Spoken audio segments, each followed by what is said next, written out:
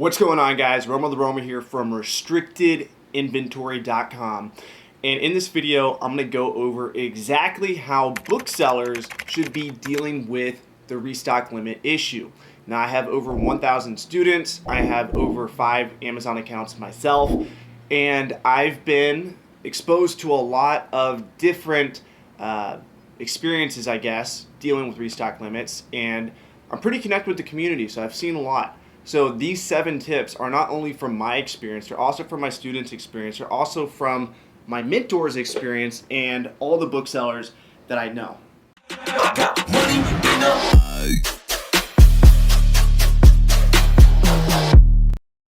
So tip number 1 is send in better inventory. Now this is one of those things that is kind of glib to say. Of course, send in better inventory. That's what Amazon wants. Of course, it's easier said than done.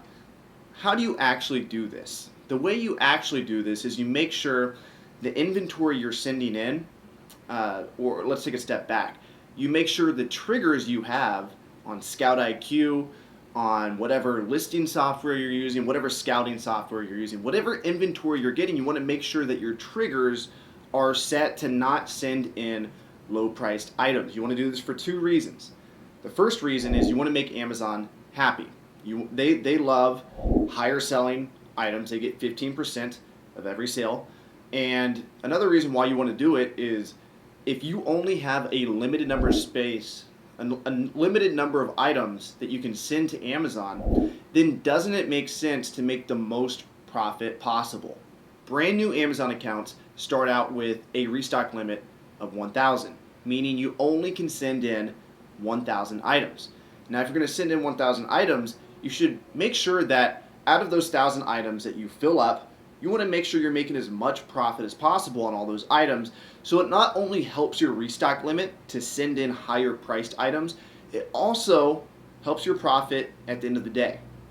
In addition to sending in higher priced items, you also want to send in faster selling items, which I'll get into a little bit later, but I've noticed from my friends who do retail arbitrage, which is going into places like Walmart, Target, Home Depot, and purchasing items on clearance and sending them to Amazon FBA, these people have massive restock limits. They have maybe 500 units in stock, and their restock limit is 10,000. And we'll talk a little bit more about this later, but I'm going to get into tip number 2, which is check your inventory for old inventory, and then get rid of any old inventory that's over 6 months, maybe even 5 months, maybe even 4 months if it's been sitting there for a while. It depends on your business model. But if you're struggling because you don't have space at Amazon and you have a decent amount of old inventory, you should probably purge that. And not only should you purge it, you should also reconsider, back to tip number 1,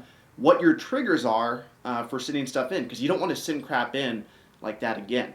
You should probably stay away from anything over 2 million at this point unless it makes you a decent amount of profit. And perhaps you should even consider merchant fulfilling it rather than sending it to FBA if it's over 2 million and let's say it sells for $50 profit. That's nice. I've sold a set of books that was over 5 million rank, and I sold it for I should say $5 million. I sold it for $2,000. So it's obvious that sending in high rank items can be worth it, but during these times, the health of your account is very important. So perhaps don't send in those high rank items. Now, if you want to be able to have a clear, clean way of determining what inventory is old and what inventory is fresh, and to be able to look at the price of your inventory and make smart decisions, I'm actually going to link a video below to my mentor Caleb Roth, who he's called the Book Flipper, super smart guy. For anyone that doesn't know about him, he sold millions of dollars in a year, 7 figures in a year of used books, and this is he is known as the data guy in this community. So you should definitely follow Caleb if you want to learn more tips. But the video below, he breaks down exactly how to use a simple spreadsheet. I know a lot of people freak out when they hear the word spreadsheet. I learned a lot about dealing with spreadsheets being an Amazon seller, and you should probably have this skill.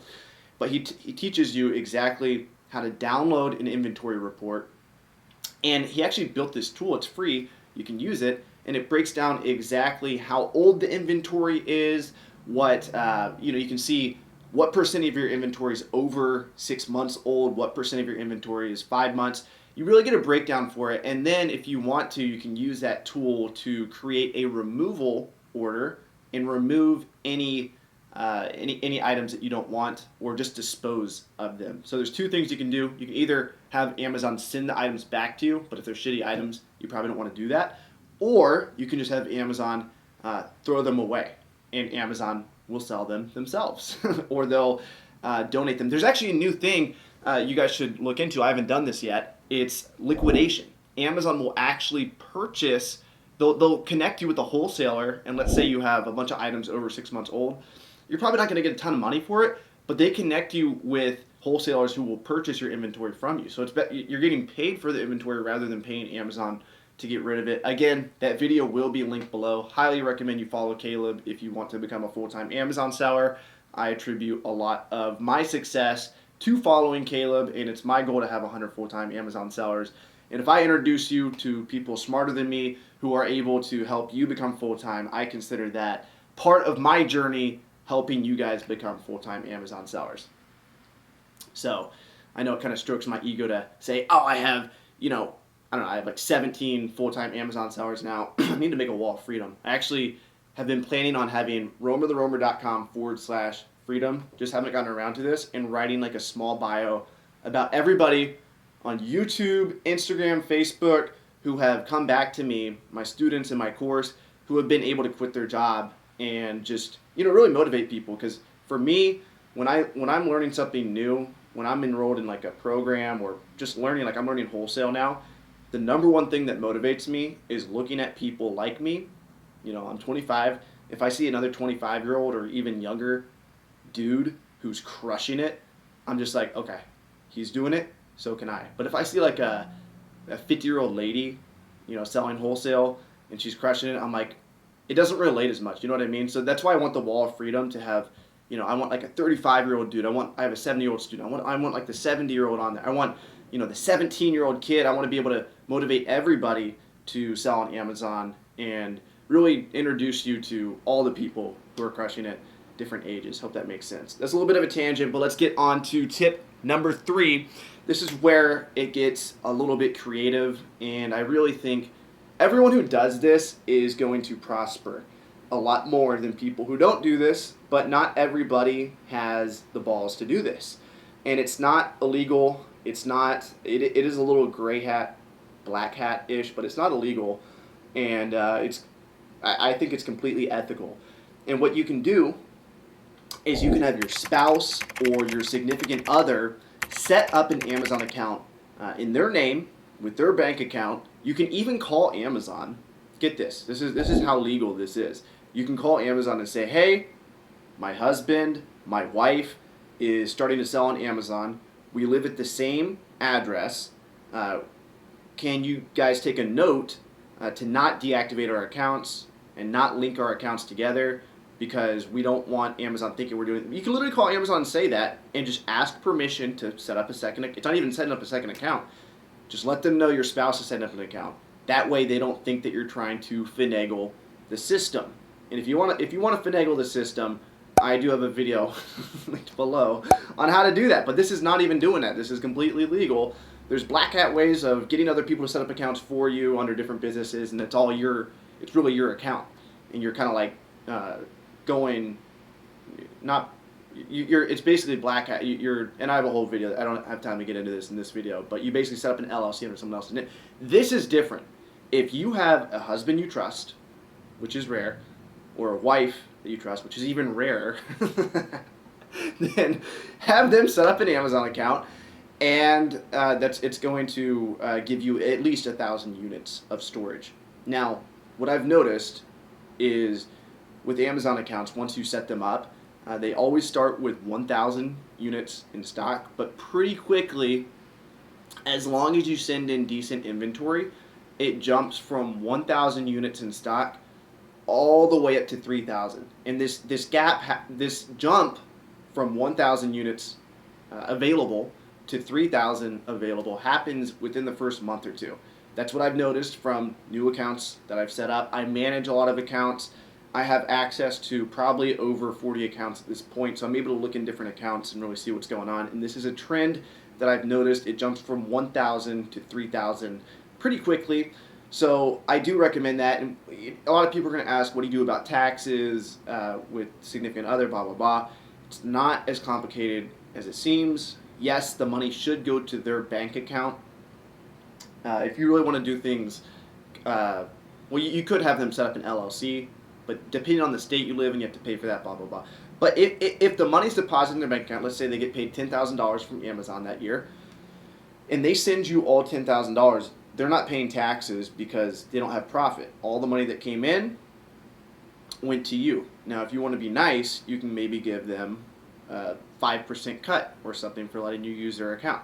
So you pay them $500, you get $10,000, and they paid you $9,500, and they pay taxes on the $500. Hopefully that makes sense. Again, I don't have time to get into all of that stuff, but just know, like, don't get freaked out by taxes, weird things like that. That's just limiting belief, preventing you from taking action. There's solutions to this, guys. Get fucking resourceful if you want to survive in this day and age. It's really ironic that a lot of people are mad at Bezos right now because of this. Bezos gave us the opportunity of Amazon FBA. We have to remember that at the end of the day. Amazon FBA doesn't have to exist. Amazon FBA is amazing. There's literally warehouses where you can ship your inventory, they store it for you, they prep it, pack it, they handle customer service, they do everything. Now that Amazon's grown almost 100% over the last 2 years, they're dealing with a lot of issues. And the reason why I said it's kind of ironic is Jeff Bezos, like, the number one thing he looks for in people is resourcefulness. He's got all these quotes about resourcefulness, like life is too short to not spend time with resourceful people. We are being resourceful right now in finding a solution to this problem. Okay, so yeah, that's all I have to say there. Tip number 4 is merchant fulfilled. Now, you know, if the reason why I haven't gone straight into merchant fulfilling yet is because I'm going more of the route of opening as many accounts as possible, sending in better inventory, adjusting my triggers. I love FBA and I want to keep my operation FBA.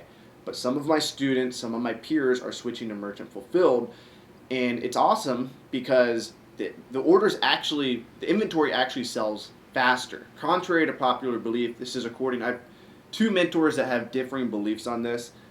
Caleb Roth is one of them, super smart guy, again, and he talks about how 2 out of 3 purchases on a listing for a book are merchant fulfilled orders.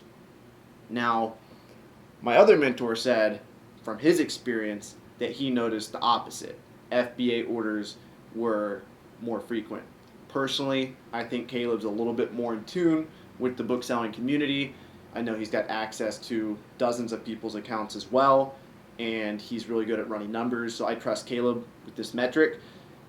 And my other mentor sells primarily textbooks. So perhaps textbooks do sell faster FBA because students want their books faster than other books. But just know, and I've talked to other people who have large merchant fulfilled operations, and their turn rate does seem to be slightly faster than FBA turn rate. And you also have 100% control over your inventory, and you can list your inventory on eBay, and if you want to, other platforms like Alibris, and Abe Books. You can list on any platform you want to. You can make your own damn platform if you want to. If you're merchant fulfilling a book, you can list on as many platforms as you want to and just have a software that consolidates it. So if you get a sale on one platform, it pulls the listing from the others. There's lots of softwares out there that do this. I don't use any. But just know that that is a solution. Merchant fulfilling is great, and anybody who is stationary, like me, I have 5 different employees at 5 different locations who pack and prepare orders for me. We are making some shifts this year to get closer to having one location. It just makes merchant fulfilling too complicated right now. But this is something that I will do in the future. And I'll actually talk about, I have been merchant fulfilling a different product over this last week, which I'm going to get into in a second. But first, let's get into number 6. You can tell I don't do videos like this. I haven't done a video like this in a while, so bear with me, guys. I got my notes here. Number 6 is make sure on number 5, I skipped number 5, consider wholesale and retail arbitrage. So if you're a bookseller and you've been crushing it with books, it's been making you a lot of money, but you're dealing with restock limits, consider retail arbitrage and consider wholesale. Again, guys, I talk to wholesalers, I talk to retail arbitrage guys, and they're not suffering at all with the restock limits. And the reason why is they can't keep their shit in stock. They send in products, wholesalers send pallets and pallets of inventory to Amazon. Retail arbitrage guys go out and they find basically the same, like they find tons of inventory from retail stores and they send it to Amazon FBA, and they can't keep it in stock because within 45 days, retail arbitrage guys and wholesale guys sell all their inventory. 100% gets sold every 45 days, so they can't even keep it in stock. And because their sell-through rate is so high, Amazon raises their IPI score and their restock limits. Oh, I just thought of something really cool that you guys might like. So everybody who set up a new Amazon account recently has an Amazon account rep. And this is not something that I have for my older accounts. Actually, for the newer accounts that I'm setting up now, I do have an account rep. But what you can do, and I actually got a message, screenshot from my friend who is like this kid, he's 17 years old, and he's using his parents' account to sell on Amazon. He's already done over $300,000 in profit this year. This kid's fucking crushing it. And he got a message from the account rep that says, hey, if you have any issues with restock limits, we can help you out. I have connections with people who can make some internal changes to the algorithm to allow you to have more space. So just know, guys, don't think just because a big person you follow on YouTube or even somebody like me or somebody who's crushing it in the game, just because they can't find a solution, it doesn't mean there's not a solution out there. And the new Amazon sellers have access to these Amazon account reps. So just ask. Ask, hey, could I increase my restock limit, and just give them a reason why and see if it works.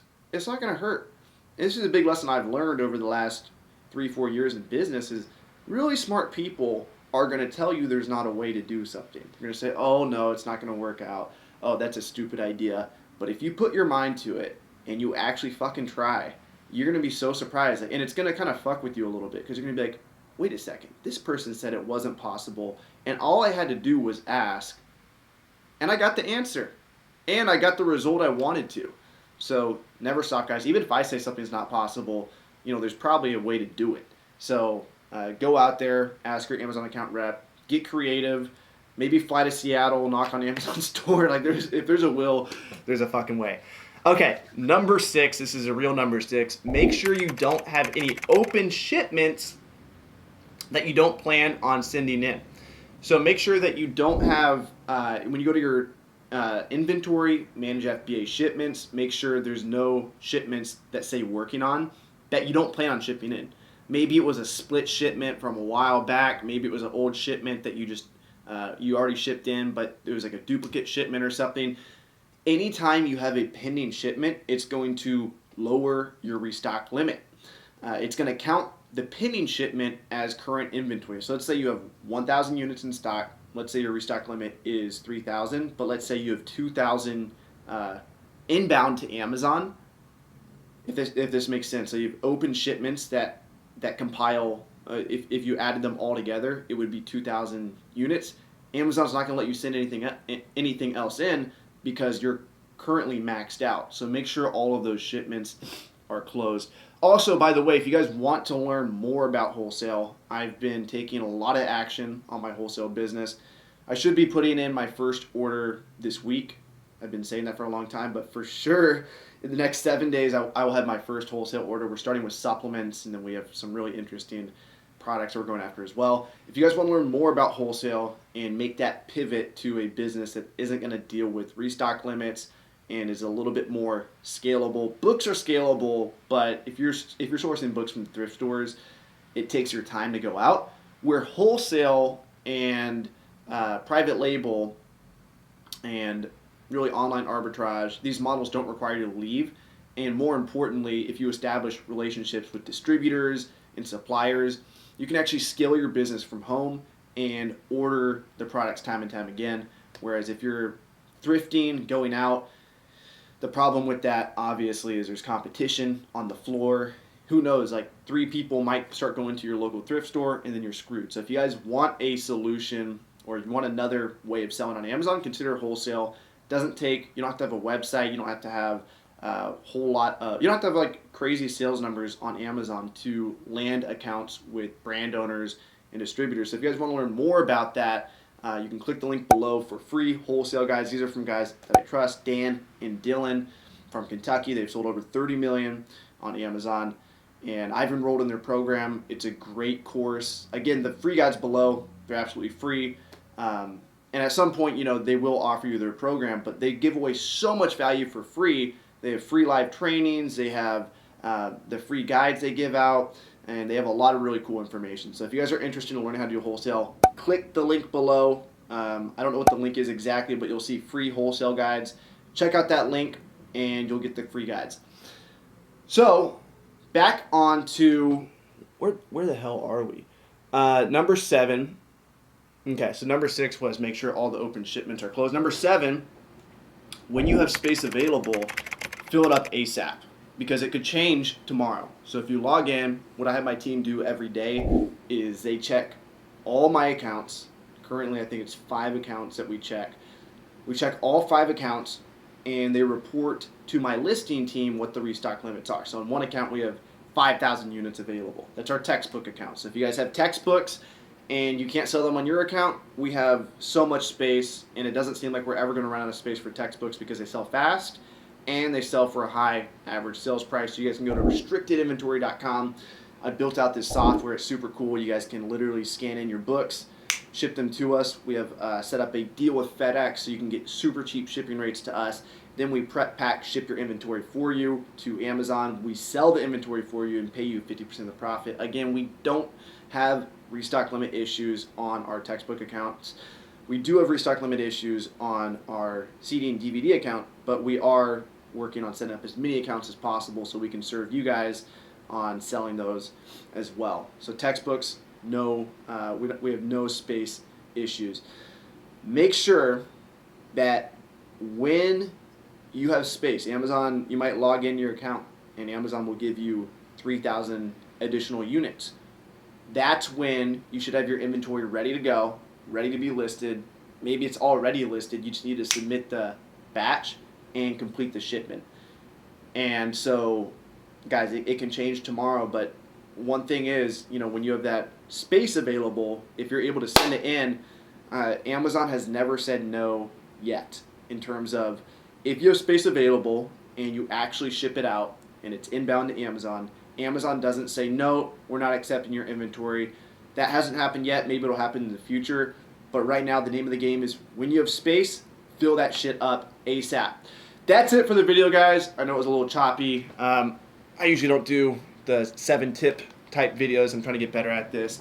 But if you guys enjoyed that content, go ahead and hit that subscribe button below. Let me know what other type of content you would like to see. I answer the majority of YouTube comments, so if you guys have any requests, questions, comments, if you want to make me blush and tell me how articulate I am and how much this helped you in your business, feel free. And that's it, guys. Much love. I'll catch you in the next video. Peace out.